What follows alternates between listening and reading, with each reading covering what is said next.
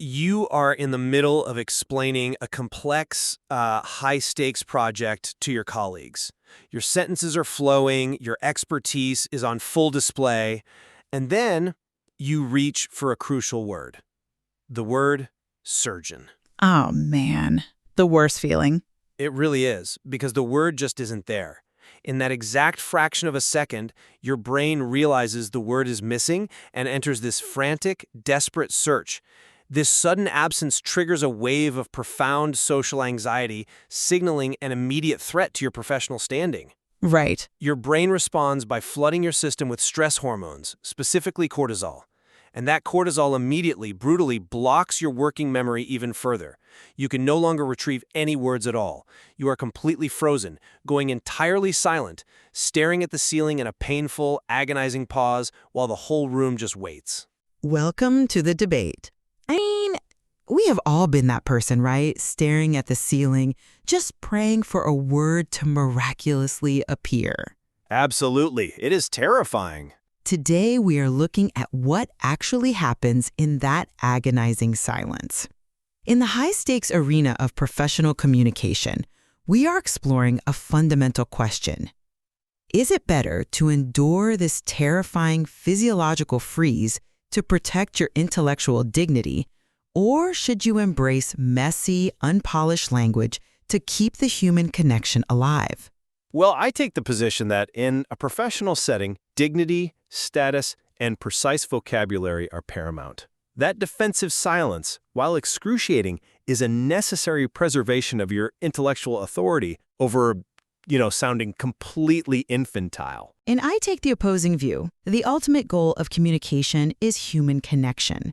That means the messy, grammatical imperfection of talking around a word is actually the true, authentic mark of fluency. Okay, so let's ground this in a real-world reality by looking at a professional we'll call Ken. Now, Ken is highly educated. When he has the time to sit down and compose his thoughts, he writes perfect, highly sophisticated English. Sure. But in spoken conversation, when he loses a word, he experiences that exact physiological freeze I just described. It is entirely rooted in a profound terror of looking foolish or making a mistake in front of his peers. Which is a huge problem. Well, the natural inclination might be to view this as a dysfunction, right? Some kind of panic loop that we need to medicate or cure. But I want to offer a different perspective here. That fear is a highly rational response to the unforgiving reality of professional environments. Rational? How so? Because in a corporate or academic hierarchy, vocabulary signals competence. Using precise terms like surgeon matters immensely. If you sacrifice your sophisticated vocabulary to just stumble through a basic, improvised description just to fill the dead air, you actively destroy your intellectual authority. I don't know about destroy. You signal incompetence to the senior executives in the room. Ken's silence is a protective mechanism. It really is. I hear where you're coming from, but I look at this entirely differently. We can contrast Ken with another type of communicator, someone we'll call Leo. Okay, let's look at Leo. Now, Leo has extremely basic English compared to Ken. But unlike Ken, Leo has absolutely zero fear of messing up or blinking on a word. When Leo is speaking and forgets that exact same word, surgeon, he doesn't freeze. Right, he just guesses. He instantly uses what linguists call circumlocution. He fires off a workaround. He says, the doctor who cuts people in a hospital to fix them. And the result, it's immediate and functional. Functional being the operative word there. Yeah, but the listener nods, says, oh, a surgeon, and the conversation moves forward with zero friction. Ken's perfectionism is a self-imposed prison of social isolation. Leo, on the other hand, maintains conversational momentum by focusing entirely on human connection rather than, treating the boardroom like a high school vocabulary test. He bypasses that physiological panic response entirely. Okay, wait. I want to pause on that physiological panic response you just mentioned, because we really need to unpack why that happens to understand what's at stake here. Sure, the biology of it. Right. When Ken loses a word, why does it trigger a literal biological event? It's a fascinating mechanism, honestly.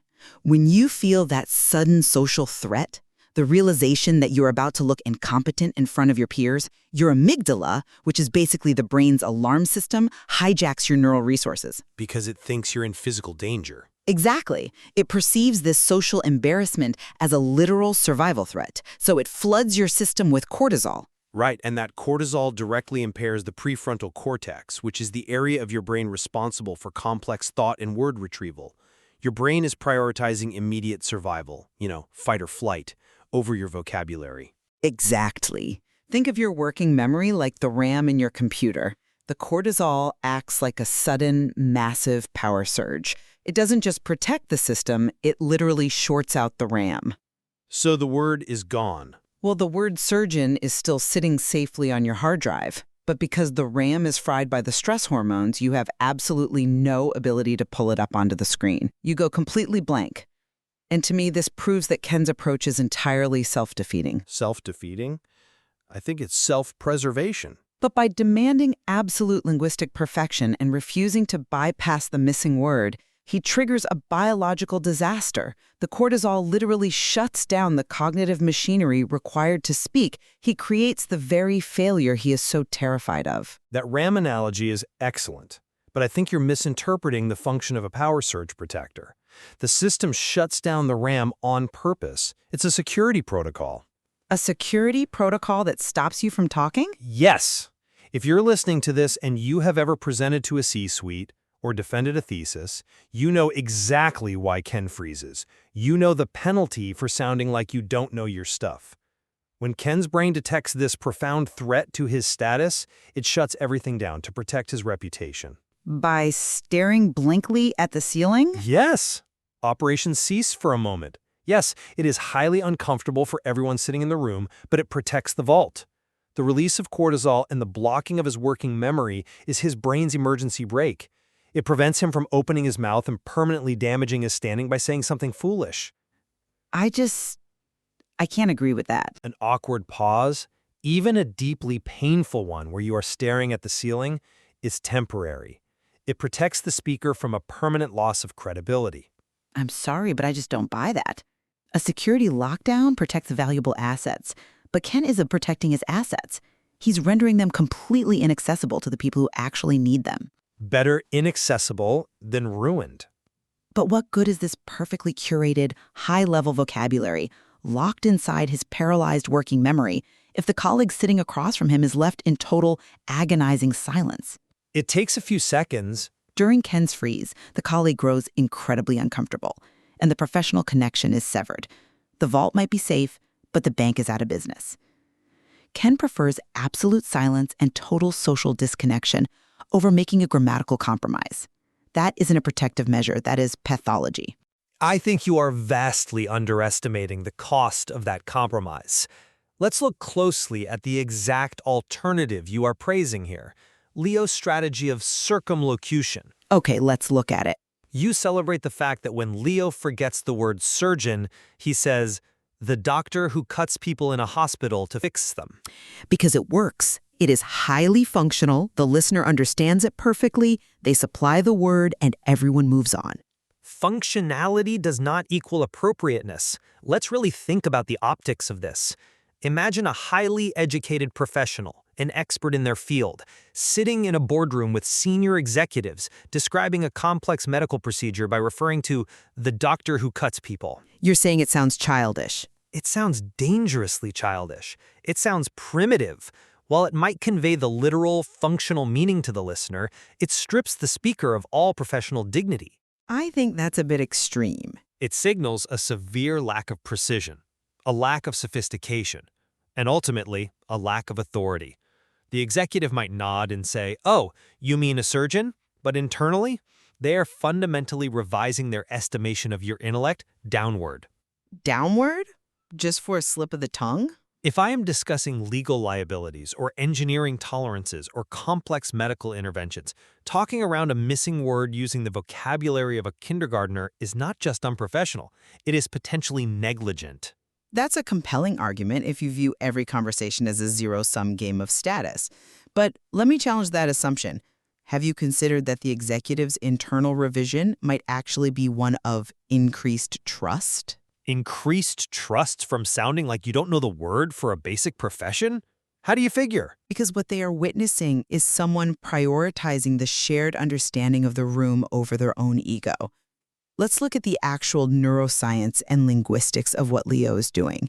You keep calling it the vocabulary of a kindergartner, but linguists call this strategic competence. Strategic competence. Yes, circumlocution is not a deficit. It is an incredibly sophisticated cognitive tool. Elaborate on that, because to me it just looks like grasping at straws. It's actually real-time, high-level problem solving. When Leo loses the word surgeon, his brain doesn't just panic. It instantly maps the semantic network of the missing word. Okay. He breaks the concept down into its fundamental semantic traits. The agent is a doctor, the action is cutting, the location is a hospital, the goal is fixing. He reconstructs a complex concept on the fly. But out loud, in a messy way. But this ingenuity prevents the amygdala from hitting the panic button. Because he has a strategy, he doesn't feel a catastrophic threat, which means no cortisol flood, which means his prefrontal cortex stays online. Right, so he keeps talking. And most importantly, it keeps the other person engaged. The listener actually becomes a collaborator in the conversation, stepping in to supply the word. That doesn't destroy authority, it builds psychological safety and connection. I see why you think that collaboration is charming, but we need to be realistic about corporate and academic environments. You are not there to be charming. It's not about being charming, it's about communicating. Your colleagues are not there to hold your hand, pat you on the back, and guess your vocabulary like we're playing a game of taboo. If you are the expert in the room, you are expected to possess the precision required for the role. But nobody is perfect all the time. True, but the frantic search that Ken's brain enters isn't just arbitrary anxiety. It is driven by an implicit, correct understanding that precision matters. Ken's silence, while yes, resulting in the colleague growing uncomfortable, communicates something vital. That he's panicked? That he maintains his status as a serious intellectual who values accuracy above all else.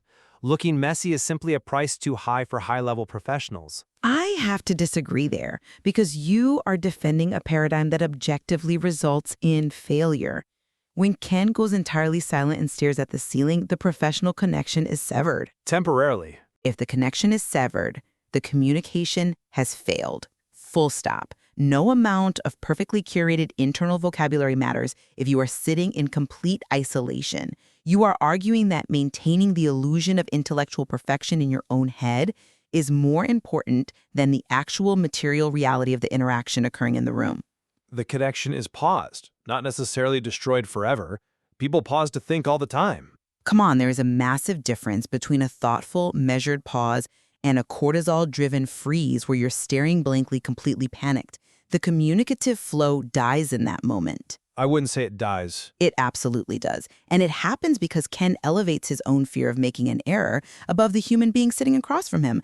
Leo, conversely, prefers a messy, non-elegant description precisely because he refuses to let that human connection die. But at what cost? He chooses the vulnerability of looking slightly foolish over the arrogance of absolute silence.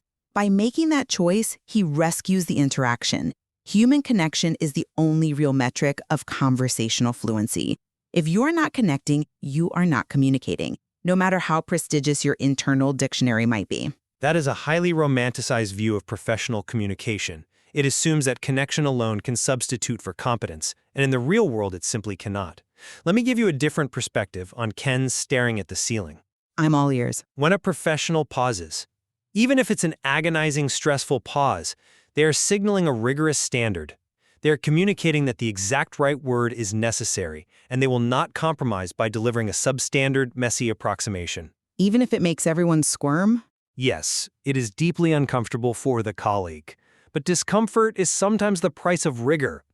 When Ken finally retrieves the word, or when he follows up in an email where his English is perfect, his authority remains completely intact. Assuming they still want to talk to him. If he immediately resorts to the doctor who cuts people, he places a permanent ceiling on how seriously he will ever be taken by that executive. But your entire argument relies on the assumption that listeners expect engineering-level precision in spontaneous spoken dialogue.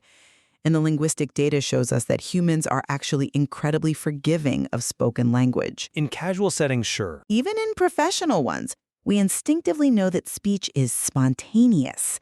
We know it's being drafted in real time. The executive who hears Leo say, The doctor who cuts people does not genuinely think Leo is an infant. They think, he's searching for a word and he found a highly functional bridge to get us there. You're giving the executive a lot of credit there. The friction is zero. Ken's approach introduces maximum friction. It introduces stress, awkwardness, and alienation into the room. Leo's approach is frictionless. Zero friction at the surface level of the conversation, perhaps. The conversation keeps moving, sure, but there is enormous friction at the level of professional assessment. I think you're overstating that. I don't think so. You cannot separate the content of what is said from the persona of the speaker. You say listeners are forgiving. I say listeners are constantly evaluating.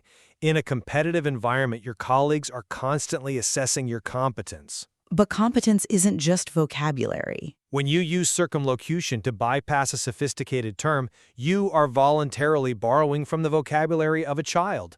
You might keep the conversation moving, but you're moving it in the wrong direction for your career. Okay, wait, let me push back on that. Are you suggesting that Ken is somehow more competent because he becomes paralyzed? I'm suggesting he has higher standards. He experiences a working memory block. He has absolutely no circumlocution strategy to fall back on because his pride won't allow him to practice one. So he is left completely helpless. He becomes a victim of his own biology. How is that projecting competence? It projects that he cares about getting it right. Leo masters his biology by accepting imperfection. By refusing to freeze, he literally calms down his own nervous system. He regulates his brain's panic response through continuous speech. That is emotional intelligence and cognitive agility combined. Regulating your nervous system by sacrificing your professional dignity is not a winning strategy long term.